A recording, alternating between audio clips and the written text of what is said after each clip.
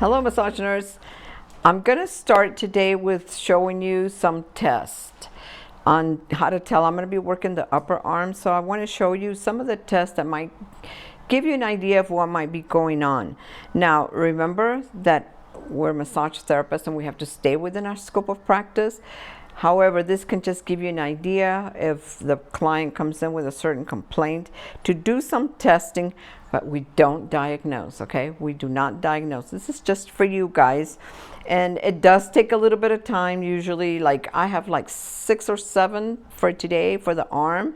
And I'm going to be testing everything from thoracic outlet syndrome to bicipital tendonitis from the bicep, carpal tunnel, Pronator Teres, and the elbow. So I've got a few tests lined up. So let's start with the first ones. I'm going to show you the first ones on my own, and then I'll get, when the ones that I need a model, I get a model in. So let's start with the ROOS test. The ROOS test, this is for thoracic outlet syndrome to test. Remember that we have a plexus coming out from C5 to T1, and that comes through the scalenes, underneath the clavicle, and then the pec minor, underneath the pec minor. Sometimes those nerves can get entrapped. I've had clients where they've come in with carpal tunnel syndrome, what we thought was carpal tunnel syndrome, but it was really getting pinched from even up here in the thoracic area.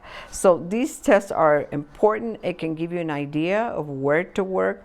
So when you're working with somebody that has tingling or numbing or coldness in their whole arm or part of the arm or part of the fingers, make sure you address all of it from the brachials all the way down to, all the way down the arm. So let's start with the ROOS test, which is the ROOS. This is a little challenging, so you have your client, sit down or stand up, it doesn't matter. But you're going to have them do 90-degree angles. You're going to have them open up their chest just a little bit, like about an inch or 2 back, okay? And then you're going to have them open and close their hands for about 3 minutes. Now, if their hands start, getting numb or they start feeling tingling, then it could be indicative that something's going on, or along the cervical plexus. Now, of course, I would put the timer on and have them do this. I do it kind of fast, but you don't have to do it fast. Now, if your arms get tired, like mine probably will after about 2 minutes, that doesn't mean it's a positive test. Just means that I'm out of shape. Doesn't mean that it's a positive test. So make sure that and remember that they have to kind of go back, like hyperextend it a little bit, and see how long they last without having any pain. And hopefully they don't. Hopefully they don't. But this is the ROOS test. Okay, and all they do is open up and close their hands for 3 minutes.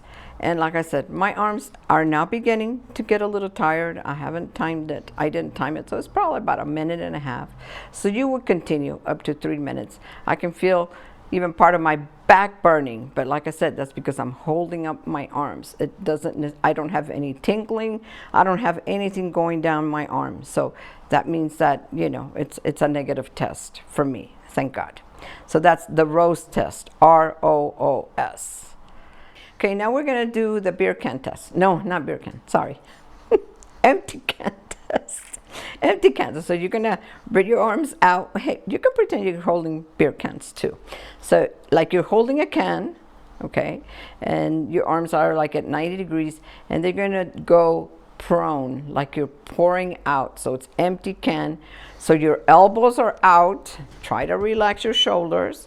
You're holding it here. And then you're going to pour out, so you're kind of upside down, and your elbows are out, and you're going to hold this for about 2 minutes.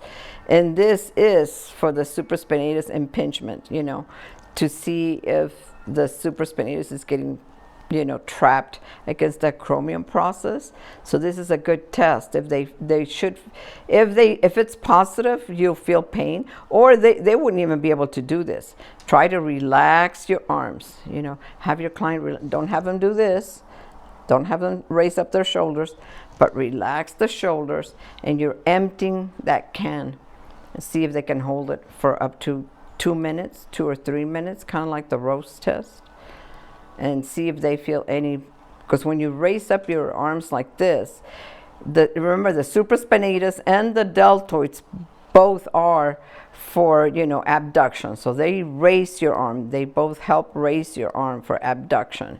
So if the supraspinatus is being pushed against the acromion process, it would start, you know, they might not even be able to do this. So this is the empty test, the empty can test. The Phalen's test is for carpal tunnel syndrome.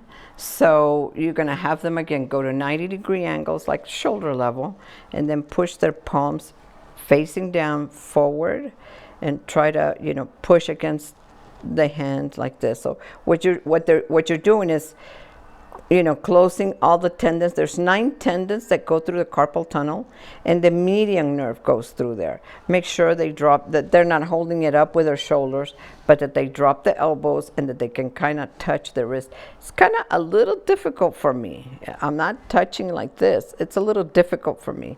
So it's, you know, I might have a little bit, of course, after 37 years. But the median nerve is the one that goes through the carpal tunnel. So if you have problems with this, if they start feeling numbness or tingling into the hands, it could be the median nerve being trapped. But also, I'm going to show you too how to test for the Pronator Teres, because the Pronator Teres can also entrap the median nerve. Remember, we can help our clients if it's entrapment. If it's compression from bony structures or osseous tissue, that's something that, you know, usually it's beyond our scope of practice, because we can only work on soft tissue. I can tell my wrists are starting to hurt a little bit. It's probably been about almost close to 2 minutes. And so I am going to stop this, but this is the Phalen's test.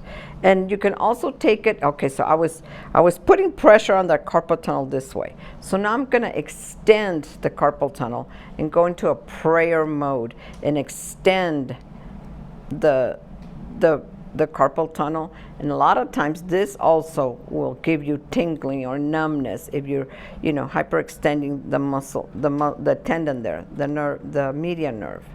So you can also hold this for 1 to 2 minutes and see if there's any numbness, tingling going into the palm or the hand. So this is the Phalen's test.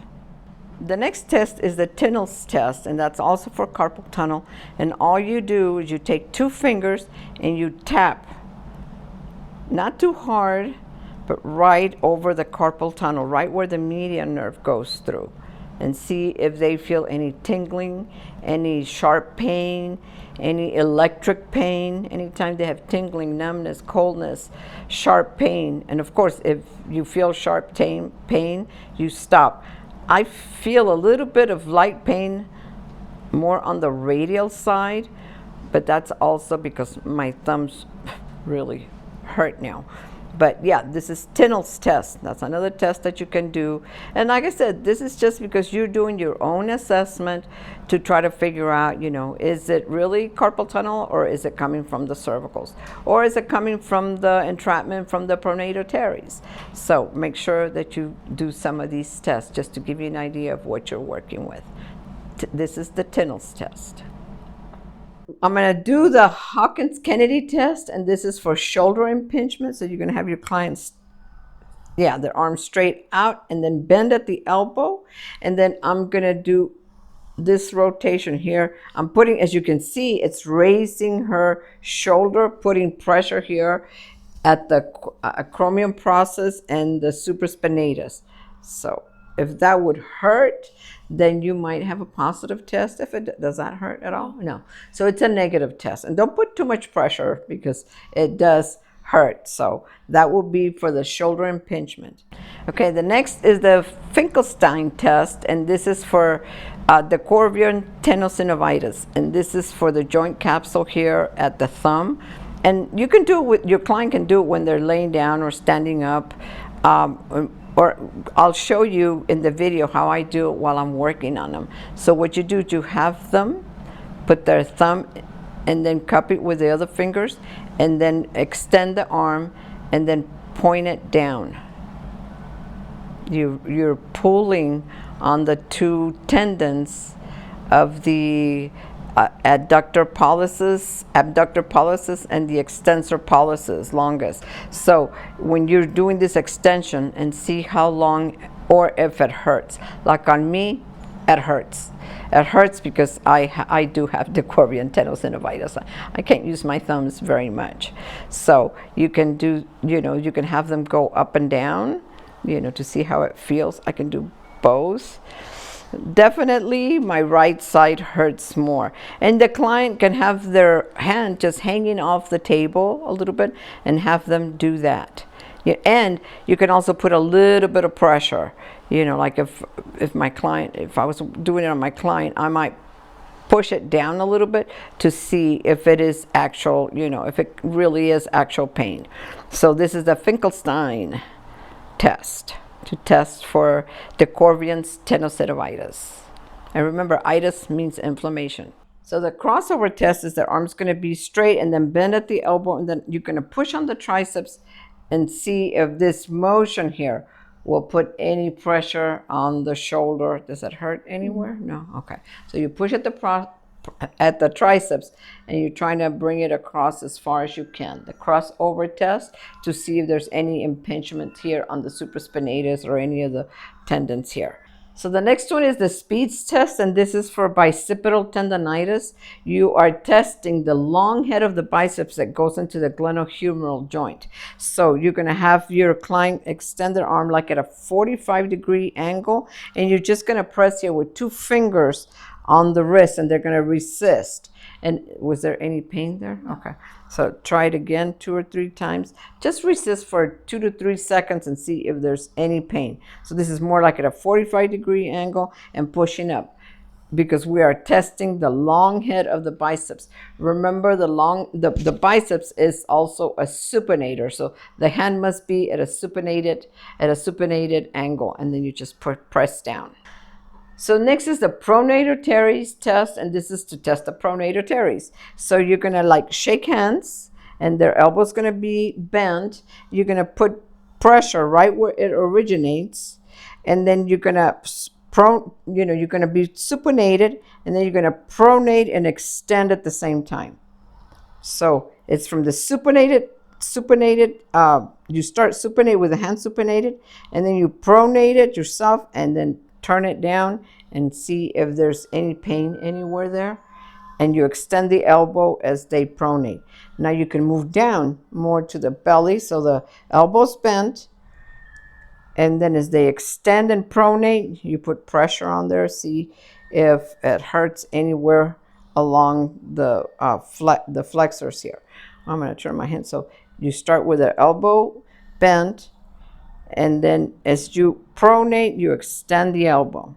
Was there any pain in any of them along the way? No, nothing.